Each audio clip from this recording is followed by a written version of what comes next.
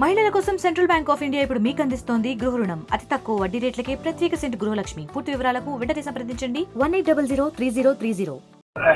ఈ రోజున తిరుమల తిరుపతి వెంకటేశ్వర స్వామి ఆయన నామం అన్నా లేదా ఆ ఏడు కొండల ఆలయమైనా లేదా ఆలయంలో దొరికేటువంటి పవిత్ర ప్రసాదమైన జన్మలో ఒక్కసారన్నా దేవుణ్ణి దగ్గరగా చూడాలి అని భారతదేశ ప్రజలందరూ కూడా పరితపించేటువంటి పరమ మహనీయ దైవం వెంకటేశ్వర స్వామి అయితే ఆ వెంకటేశ్వర స్వామి యొక్క ఆలయంలో పవిత్రంగా భక్తులకి అందించేటువంటి ప్రసాదం గురించి, ప్రసాదం మలినమైందని చెప్పని ఆ ప్రసాదం పేరు మీద ఏ తప్పు జరగకపోయినా కూడా మలినమైందని చెప్పని పలుమార్లు మారు బొంకుతున్నటువంటి పాలకుల్ని చూసి వాళ్ళ జాలిపడే కంటే కూడా భయపడాల్సినటువంటి పరిస్థితులు వచ్చినాయి. తెలియక అపచారం చేస్తే దేవుడైనా క్షమిస్తాడు, కానీ అలాంటిది తెలిసి ఒక సామాన్యమైన భక్తుడు కాకుండా ఈ రాష్ట్ర పాలకుడే శ్రీ వెంకటేశ్వర స్వామి యొక్క ఆలయం ఏ రాష్ట్రంలో అయితే విరాజిల్లుతుందో ఆ రాష్ట్రాన్ని పరిపాలిస్తున్నటువంటి పాలకుడే దురుద్దేశంతో రాజకీయాల కోసం జగన్మోహన్ రెడ్డి గారి అయినటువంటి తన ప్రత్యర్థి అయిన జగన్మోహన్ రెడ్డి గారిని రాజకీయంగా అంతమొందించాలనేటువంటి తప్పుడు ఆలోచనతో సాక్షాత్తు తిరు వెంకటేశ్వర స్వామి యొక్క పవిత్ర ప్రసాదం గురించి తప్పుడు మాటలు మాట్లాడుతూ దేవుడు కూడా పాపుల యొక్క నోరు శుద్ధి చేసినట్టుగా ఇవాళ చంద్రబాబు నోరు కూడా మెల్లగా శుద్ధి అవుతూ వస్తుంది. ముందు ఆలయ అధికారులు ఎవరైతే ఎండోమెంట్స్ డిపార్ట్మెంట్ ఐఏఎస్ ఆఫీసర్లుగా గుడి ట్రస్టీలుగా ఉండేటువంటి ఆలయ ఎగ్జిక్యూటివ్ ఆఫీసర్లు నెయ్యిని పక్కన పెట్టాం, టెస్టులు తప్పులు దొరికినాయి కాబట్టి వాటిని వాడకుండా పంపించామని చెప్పి ఆలయ సంరక్షణ అధికారులు లేకపోతే శాస్త్రోక్తంగా పూజలు నిర్వహించేటువంటి వాటి పర్యవేక్షించేటువంటి అధికారులు ఆ రకంగా వెంకటేశ్వర స్వామి నమ్మకం లేకుండానే వెంకటేశ్వర స్వామికి అన్నిసార్లు నడిచి మెట్లెక్కి దండం పెట్టుకొచ్చాడా జగన్మోహన్ రెడ్డి గారు? ఎవరో ఎందుకు నిన్న కాక ఈ నెలలోనే ఆవిడెవరో సినిమా యాక్టర్ ఒక ఆవిడ వచ్చిందంట తిరుపతి, సాక్ష్యాలు ఉన్నాయి. ఆవిడ దగ్గర డిక్లరేషన్ తీసుకున్నారా మీరు? ఆవిడ పేరే క్రిస్టియన్ పేరు, ఎందుకంటే ఒక ఆడకూతురు గురించి పేరు ఎత్తి మాట్లాడకూడదు కాబట్టి మాట్లాడలే. నేను సాక్ష్యాలు ఉన్నాయి, తీసుకున్నారా అని అడుగుతున్నాను. ఇవాళ హైదరాబాద్లో ఈ ఆంధ్ర రాష్ట్రంలో బీజేపీ వాళ్ళు కాదు, తెలంగాణ వాళ్ళు ఎవరో భజన చేసుకుంటూ వచ్చేస్తుంది దిక్కుమాలినతనం. నీ హాస్పిటల్లో భజన చేయి, హాస్పిటల్లో దోచుకుంటూ ఉంటారు. మీ హాస్పిటల్లో ఎవరికైనా హిందూకి ₹1 తగ్గించింది ఆవిడ? రైల్లో భజన చేసుకుంటూ వచ్చావు. మీ హాస్పిటల్ సంగతులు బాగోతాలు తెలీదా? కరోనాలో ఎన్ని కోట్లు దోచుకున్నారు మీరు? ఒక్క హిందూకి 9 పైసా తగ్గించావా? ఎవరో సలాదుద్దీన్ ఓవైసీ వాళ్ళు తగ్గలేదు, వాళ్ళు తగ్గలేదు. నీ హాస్పిటల్లో తగ్గించావా ఒక హిందూకి అని అడుగుతున్నారు. బిల్లు తగ్గించారా? ఇవాళ ఇన్ని మాట్లాడుతున్నారు. ఆంధ్రప్రదేశ్ రాష్ట్ర గవర్నర్ గారు మోడీ గారితో పాటు తిరుపతి వెళ్ళారు. డిక్లరేషన్ ఇచ్చారా ఇవ్వలేదా? ఈ హైదరాబాద్ నుంచి మాట్లాడే ఎంపీలు ఎవరన్నా ఆ రోజు నోరేమైంది మీది అంటున్నా? మోడీ గారిని ఏమన్నా ప్రశ్నించారా? నీ అంబట అన్య మతస్థుడిని డిక్లరేషన్ ఇవ్వకుండా ఎందుకు లోపల తీసుకెళ్లావని మోడీని ప్రశ్నించారా? నోరు పడిపోయిందా ఆ రోజున మీది? ఈ రాష్ట్రం కాదు నీది, నువ్వెక్కడో పరాయ రాష్ట్రంలో బతుకుతావు. ఇక్కడ హిందువుల గురించి, మతం గురించి, గుడి గురించి మాట్లాడతారు మీరు.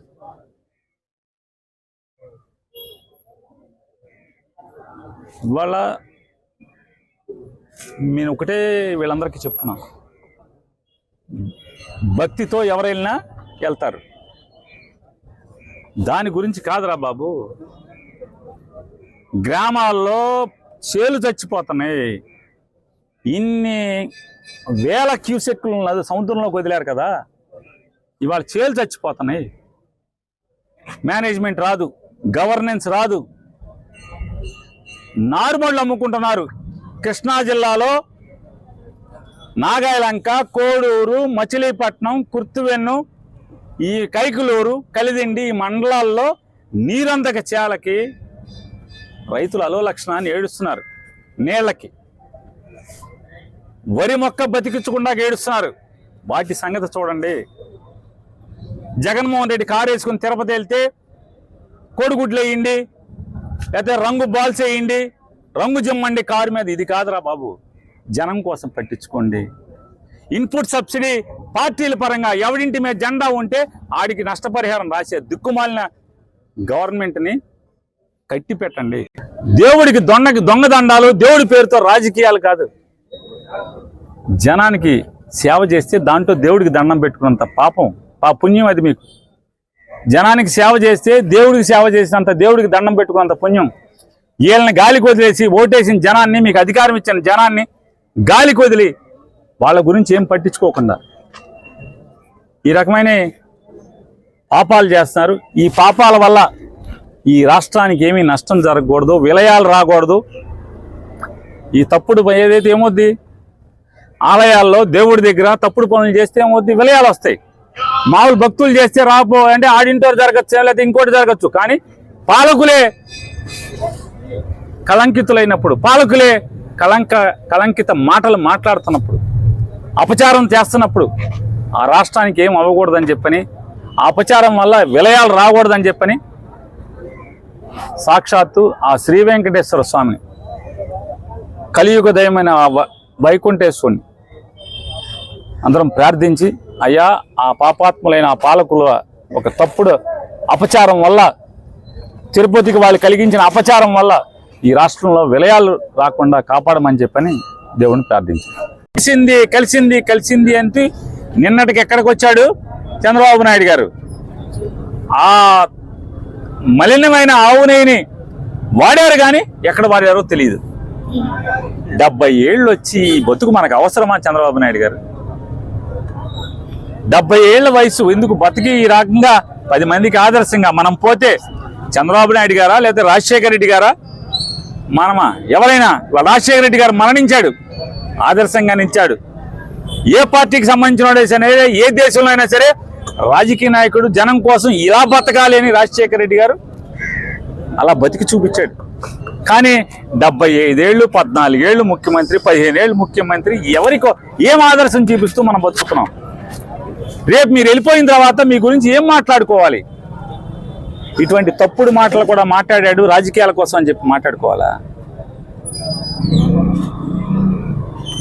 జగన్మోహన్ రెడ్డి గారు స్వామివారి దర్శనానికి వెళ్తానంటే ఏం పూజ చేసుకుంటాకో లేకపోతే వేరే రకంగా కూడా కాదు కదా, కేవలం దర్శనం చేసుకుంటాకి వెళ్తానంటే వెంటనే ఫ్లెక్సీలు పెట్టిస్తావా?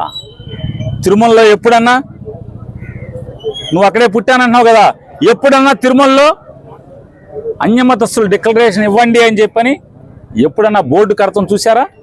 అంటే జగన్మోహన్ రెడ్డి గారు వస్తున్నారంటే ఆ మధ్యాహ్నం కడతారు, ఆయన్ని రావట్లేదు, వీళ్ళందరూ కూడా ఆ కార్యక్రమాన్ని రచ్చ చేయాలనుకుంటున్నారు. హిందువుల ముసుగులో రాజకీయాల కోసం బతికేటువంటి కొంతమంది కాషాయ బట్టలు వేసుకుని, నోరు కాషాయ నాలుకలు వేసుకుని తిరిగేటువంటి దొంగ భక్తులు ఎవరైతే ఉన్నారో, హిందూ మతానికి మేమే రిప్రజెంటేషన్స్ అని చెప్పని కేకలు బొబ్బలు పెట్టేటువంటి వ్యక్తులు ఎవరైతే ఉన్నారో వాళ్ళు పోగేసి వాళ్ళని జగన్మోహన్ రెడ్డి గారి ఇంటి మీదకి పోలీసుల రక్షణతో కాషాయ రంగు గేట్లకు పిలిపిస్తావు. జగన్మోహన్ రెడ్డి గారు ఊర్లో లేని సమయంలో లేదు, జగన్మోహన్ రెడ్డి గారు వస్తుంటే నిన్న కోడిగుడ్లు వేయండి కారు మీద, పోలీసులకేమో శాంతియుతంగా మా వాళ్ళు ధర్నా చేస్తారు రోడ్డు మీద జగన్ గారు ఎయిర్పోర్ట్ కాడి నుంచి గుడికి వెళ్ళే వరకు, వాళ్ళకేమో కాషాయ రంగు పెయింట్ డబ్బాల్లో దీంట్లో బుడగల్లో వేసి ఐ సప్లై రెడీ చేస్తారు, అలాగే కోడిగుడ్లు రెడీ చేస్తారు. రెడీ చేసి అవమానించి ఆ వీడియోలన్నీ కూడా మీ తప్పుడు మనుషులతో ఇవన్నీ చేయించి అక్కడ అల్లరి అలజడి సృష్టించాలి, రేపాలి. చంద్రబాబు నాయుడు గారిని నేను ఒకటే ప్రశ్నిస్తున్నాను, నిజంగా మీరు చెప్పే మాటలన్నీ కూడా ఇదైతే ఏదో హైందవ మతం కోసం, హైందవ ఆచారం కోసమే మీరు బతుకుతున్నారని అనిపిస్తే, సంవత్సరం క్రిస్మస్ రోజు చర్చిలకు వెళ్ళి బైబిల్లో వాక్యాన్ని ఎందుకు చదువుతున్నారు, నేను దేవుణ్ణి నమ్ముతున్నాను ఎందుకు చెప్తున్నావు? నువ్వు వెంకటేశ్వరాన్ని నమ్ముతున్నావా, యేసుప్రభుని నమ్ముతున్నావా? చెప్పాలి కదా. ఇఫ్తార్కి వెళ్తున్నావు, ఇఫ్తార్కి వెళ్ళినప్పుడు టోపీ పెట్టుకుని నేను అల్లాని నమ్ముతున్నాను అని చెప్పని, అల్లానే ఈ ప్రపంచానికి ఏకైక దైవం అని చెప్పని నువ్వు ప్రార్థన చేస్తున్నావు కదా. అప్పుడు నువ్వు రాజకీయ నాయకుడివా, నువ్వు నికార్సైన హిందువు అవుతావా? అంటే నీ రాజకీయాల కోసం బతికితే జగన్ లాగా బతకాలి. జగన్ ఏం చెప్పాడు? అరే నా గురించి ఎవరికి తెలియదే, జగన్మోహన్ రెడ్డి గారి తాత తండ్రి యేసుప్రభుని కొలవటం మొదలుపెట్టాడు. తాత తండ్రి ఇవాళ తెలవంది ఎవరికి? కానీ ఏ ఇంట్లో ఎవరికి దండం పెట్టుకుంటాడని కాదు, దేవుడి పటం పట్టుకుని దేవుడికి పూజ చేసేప్పుడు బూట్లు వేసుకు పూజ చేసేటువంటి చంద్రబాబు నాయుడు గురించి పవన్ కళ్యాణ్ మెచ్చుకోలుగా చెప్పటం, తారీఫ్ చేయటం, ఈ బీజేపీ వాళ్ళు డబ్బాలు కొడతాం. దేవుడికి బూట్లు వేసుకుని ఎవడన్నా దండం పెడతాడా, పూజ చేస్తాడా? హైందవ మతాన్ని నమ్మేవాడు, దేవుణ్ణి నమ్మేవాడు బూట్లు వేసుకుని ఎవడన్నా మనిషి అన్నవాడు బూట్లు వేసుకుని దేవుడికి దండం పెడతాడా, దేవుడికి పూజ చేస్తాడా? నీ ఎన్ని వీడియోలు కావాలి, ఎన్ని ఫోటోలు కావాలి చంద్రబాబు నాయుడు గారు? దేవుడి గురించి మీరు మాట్లాడతారు. హైందవత్వం గురించి అంత మాట్లాడుతున్నారు. మీ అమ్మగారు నాన్నగారు చనిపోయినప్పుడు తల తీశారా అని అడుగుతున్నాను నేను. మీ అమ్మగారు నాన్నగారు చనిపోయినప్పుడు తల తీశారా, తల వెంట్రుకలు తీశారా? మా నాన్న చచ్చిపోయినప్పుడు, మా అమ్మ చచ్చిపోయినప్పుడు నేను తల వెంట్రుకలు తీశాను. మరి ఏమనాలి మిమ్మల్ని? ఏం పాటిస్తున్నారు మీరు, ఏం ఆచరిస్తున్నారు మీరు? అంటే నేను మీ ఇష్టం, అది తీయటమా మీ అమ్మగారికి నాన్నగారికి కర్మకారణలు పెడతాం, మీ ఇష్టం అది. కానీ మీరు మాట్లాడే భాష ఏంటి, ఏం మాట్లాడుతున్నారు మీరు? రోజులు గడిచే కొద్దీ రాజకీయాలు అనేవి ఎంత దిగజారుతా వస్తున్నాయో చూస్తూ వస్తున్నాం. ఈరోజు ఇంకా దిగజారిపోయి దేవుణ్ణి కూడా రాజకీయాల్లో ఇన్వాల్వ్ చేస్తూ మతం, కులం ఇవన్నీ తీసుకొచ్చి జనాల మధ్య స్నేహభావంతో కులం మతాన్ని మర్చి అందరూ ఉంటుంటే దాన్ని కూడా దిగజార్చే పరిస్థితి, దేవుడి యొక్క ప్రతిష్టని దిగజార్చే పరిస్థితి. ఈరోజు వెంకటేశ్వర స్వామి అంటే ఎంత, అంటే హిందువులందరూ ఎంత మనసుకి తీసుకుంటారో, తిరుపతిని ఎంత గొప్ప స్థలంగా భావిస్తారో, జీవితంలో ఒక్కసారి హిందూగా పుట్టిన ఎవరైనా జీవితంలో ఒక్కసారి తిరుపతి వెళ్ళొస్తే చాలు మా జీవితానికి సార్థకత అయినట్టు అని భావించే స్థలాన్ని ఈరోజు మీ రాజకీయాల కోసం దిగజార్చే రాజకీయ నాయకులకి ఒకటే చెప్తున్నాం, మీరు చెప్పిందే తీసుకుందాం. చంద్రబాబు నాయుడు గారు సమయం సందర్భం లేకుండా, అసలు సంబంధమే లేని విషయాన్ని, అతను 100 రోజులు పరిపాలన గురించి ఏదో లోపాలు వచ్చినాయని దాన్ని కప్పిపుచ్చడానికి ఆ రోజు ఇలా తిరుపతి లడ్డూది తేడా జరిగింది అని చెప్పడం, వెనక్కి తిరిగి చూస్తేనేమో ఈవో గారేమో ఏమీ జరగలేదు, వెజిటబుల్ ఆయిల్స్ కలిసినట్టు మాకు తేడా తెలిసింది, అది కూడా మేము లడ్డూలో కలపలేదు, అవి వెనక్కి పంపించేసామని ఆయన ఒక మాట చెప్పడం. అది కాకుండా లోకేష్ గారి దగ్గరికి వెళ్తే అసలు సీఎంకే సంబంధం ఉండదు, సీఎం అనేది జస్ట్ ఈవోని నిర్మించడం వరకే, అక్కడి నుంచి పర్చేస్ కమిటీ ఈవో వాళ్ళు చూసుకుంటారని ఆయన ఒక మాట చెప్పడం. అంటే ఇరికిచ్చాలని ఒకరు ప్లాన్ వేయటం, దానికి ఇంకోళ్ళకి తెలియకపోవటం, ఒక్కొక్కరు ఒక్కొక్క మాట చెప్పడం. నిజంగా ప్రభుత్వంలో మీరు ఉన్నారు, చంద్రబాబు నాయుడు గారు ముఖ్యమంత్రిగా ఉన్నారు, లోకేష్ గారు మంత్రిగా ఉన్నారు, పవన్ కళ్యాణ్ గారు డిప్యూటీ సీఎంగా ఉన్నారు, మీరందరూ ప్రభుత్వంలోనే ఉన్నారు కదా.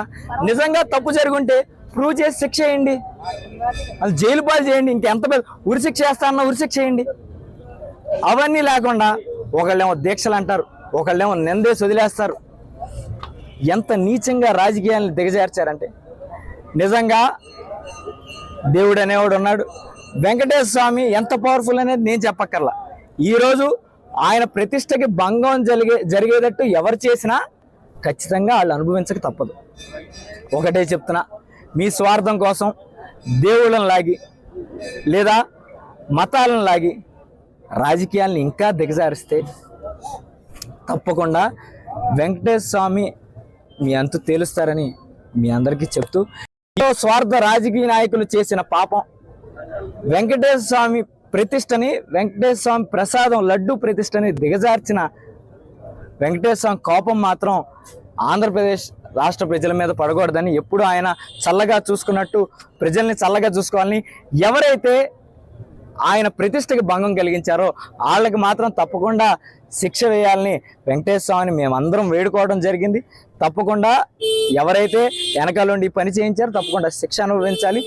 మిగిలిన ప్రజలందరికీ, ఈ మీడియా వాళ్ళకి, రికార్డ్ చేస్తున్న వాళ్ళకి, వెనకాల వచ్చిన వాళ్ళకి వీటితో ఏం సంబంధం లేదు కాబట్టి వీళ్ళందరినీ చల్లగా చూడండి. వాళ్ళు ఏం వాగితే చూపించేవాళ్ళు మీడియా వాళ్ళు కాబట్టి వాళ్ళని ఏం ఇబ్బంది పెట్టొద్దు, ఎవరిని ఇబ్బంది పెట్టొద్దు. అందరూ చల్లగా ఉండాలి. ఎవడైతే దీని వెనకాల ఉన్నాడో ఆడు మాత్రం ఆడి పాపం ఆడి పోవాలని దేవుణ్ణి వేడుకొని, దేవుడా పాపుల్ని శిక్షించు, ఇట్లాంటి అమాయకుల్ని రక్షించు అని వేడుకోవడానికి మాత్రమే వెంకటేశ్వర స్వామి గారి దగ్గరికి వచ్చాం. దీంట్లో రాజకీయం ఏం లేదు. అందరి తరపున ఎవరు ఇక్కడ పార్టీ కండువాలి ఏం కప్పుకోవాలా, అన్ని పార్టీల తరపున వచ్చాం. పాపం తెలుగుదేశం పార్టీలో కూడా అందరికీ సంబంధం లేదు. ఎవరైతే దీని వెనకాల ఉన్నారో వాళ్ళని మాత్రమే శిక్షించి, తెలుగుదేశం పార్టీ అందరిని కూడా శిక్షించమంటలా. వాళ్ళు పాపం తెలియని వాళ్ళు కూడా కొంతమంది ఉన్నారు. తెలిసి పాపం ఎవరు చేశాడో తెలిసి కూడా మీడియా ముందుకు వచ్చి మాట్లాడుతూ ఉంటారు. చూడండి, పాపాన్ని కూడా ముందలు తీసుకెళ్ళేవాడు పాపం చేసినట్టు. కాబట్టి వాళ్ళందరినీ శిక్షించండి. ఎవరైతే ఏ పార్టీలో అయినా పాపాలు చేయని వాళ్ళు మాత్రం రక్షించడానికి కోరుకోవడానికి మాత్రమే వచ్చాం. వెంకటేశ్వర స్వామిని కోరుకోవడం కూడా జరిగింది. తప్పకుండా ఎవరైతే వెనకాల ఉన్నారో వాళ్ళందరూ శిక్ష అనుభవించాలని కోరుకుంటున్నాం. అలాగే ప్రజలందరూ సంతోషంగా ఉండాలి. ఈ 100 రోజులు నీచ పాలన తొందరగా వైదొలగాలని, తొందరగా ఎన్ని రోజుల్లో వైదొలితే అంత మంచిదని దేవుణ్ణి కోరుకుంటూ